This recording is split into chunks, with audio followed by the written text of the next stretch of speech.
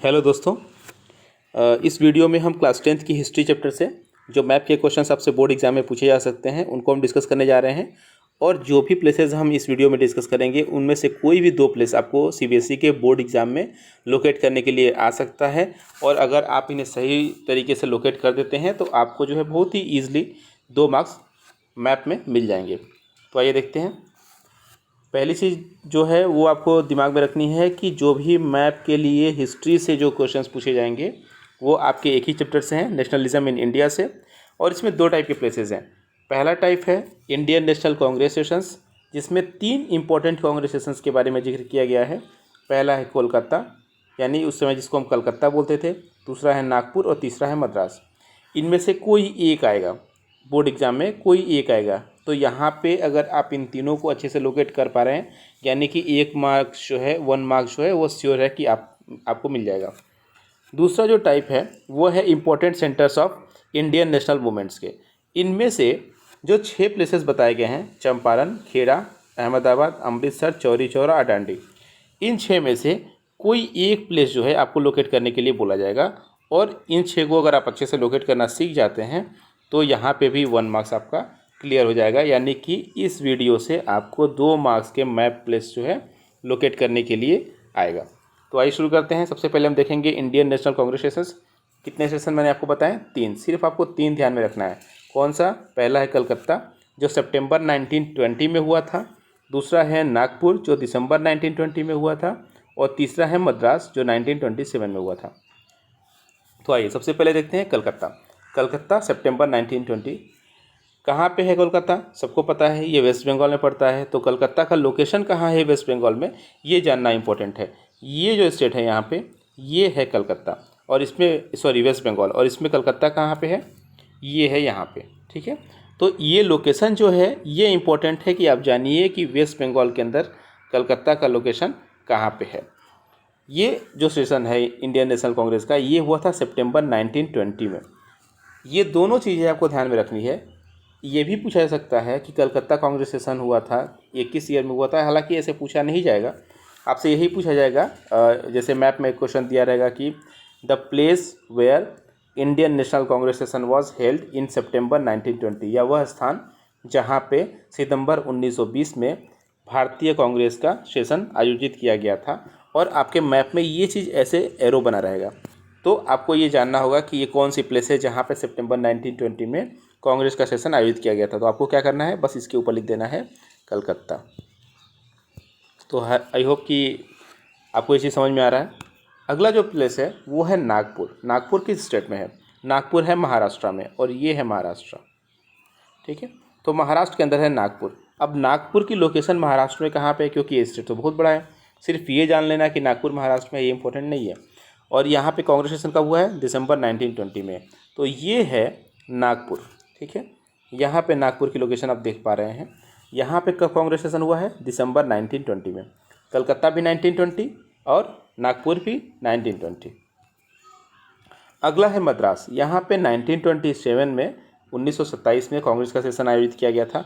मद्रास कहाँ पे है? जिसको आजकल हम चेन्नई के नाम से जानते हैं, वही पहले के समय में मद्रास के नाम से जाना जाता था। ये कहाँ पे है? ये है तमिलनाडु में। तमिलनाडु का कोस्टल एरिया है ये। यहाँ पे लोकेशन आप देख रहे हैं, ये जगह बिल्कुल कोस्ट के पास जो है ये है चेन्नई या मद्रास 1927। अब हिस्ट्री में अगर आपसे मैप में लोकेट करने के लिए पूछा जाएगा कि 1927 में कांग्रेस का सेशन कहाँ पे आयोजित किया गया था, उसे आप मैप में लोकेट करिए। तो आप यहाँ पे चेन्नई मत लिखिएगा। ठीक है, यहाँ पे जो है आप क्या लिखेंगे? यहाँ पे आप लिखेंगे मद्रास। यहाँ पे आप लिखेंगे मद्रास। ठीक है, तो आइए एक बार तीनों प्लेसेस को फिर से हम लोग देख लेते हैं। कौन कौन से प्लेसेस हैं? पहला है कोलकाता 1920 सितंबर, दूसरा है नागपुर 1920 दिसंबर, और तीसरा है मद्रास 1927। एक एक करके देखते हैं। कलकत्ता कहाँ पे है? वेस्ट बंगाल में। लोकेशन आपने देख लिया इसको, ये है कलकत्ता सितंबर 1920। दूसरा कौन सा है? नागपुर दिसंबर 1920, और तीसरा कौन सा है? मद्रास 1927। ठीक है, 1920 में 2 कांग्रेस सेशन हुए थे, एक सितंबर में और एक दिसंबर में। कई बार होता क्या है यहाँ पे ना, यहाँ पे कई बार कन्फ्यूजन हो जाता है कि सितंबर वाला कोलकाता में हुआ था कि दिसंबर वाला कोलकाता में हुआ था, या नागपुर में सितंबर हुआ था या दिसंबर हुआ था। तो इसको जो है याद करने के लिए आप थोड़ा सा कुछ भी इजी ट्रिक बना लीजिएगा। देखिए अगर लोकेशन वाइज आप देखेंगे जो है तो कोलकाता जो है थोड़ा ज़्यादा ऊपर है, नॉर्थ में है।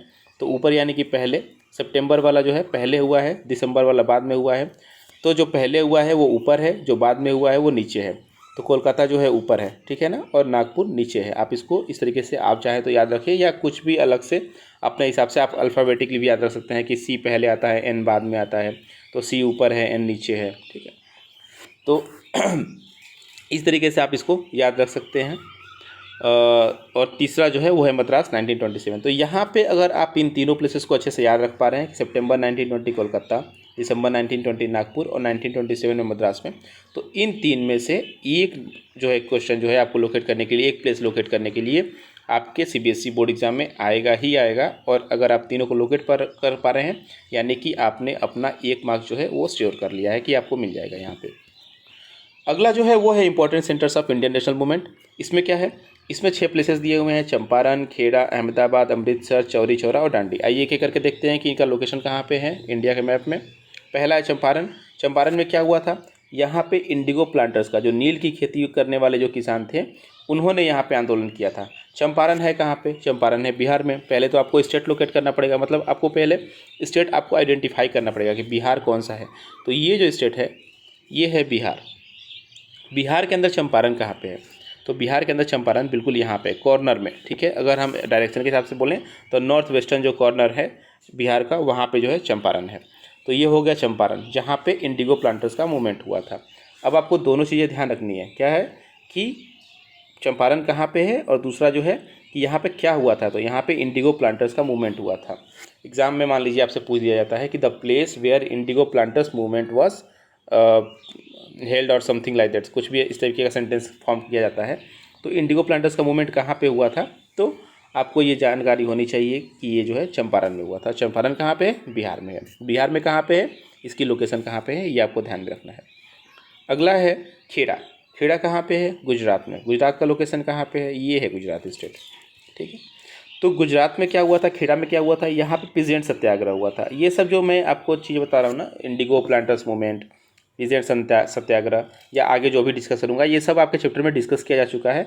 आप जब ये चैप्टर पढ़ रहे थे या आपने इसके संबंधित वीडियो जब आपने देखा होगा तो आपने इन सब के बारे में पढ़ा है पहले से, ठीक है। तो इसलिए मैं इसको फिर से डिस्कस नहीं कर रहा हूँ कि पीजेंट सत्याग्रह क्या था या इंडिगो प्लांटर्स मूवमेंट क्या था। तो पीजेंट सत्याग्रह हुआ था खेड़ा में। खेड़ा की लोकेशन कहाँ पे है, गुजरात के अंदर, ये देख लेते हैं। ये है खेड़ा, ठीक है। ये बिल्कुल जो ये कॉर्नर वाला जो जगह है ना, इसके जस्ट ऊपर। तो ये हो गया खेड़ा। खेड़ा में जो है पीजेंट सत्याग्रह मूवमेंट हुआ था।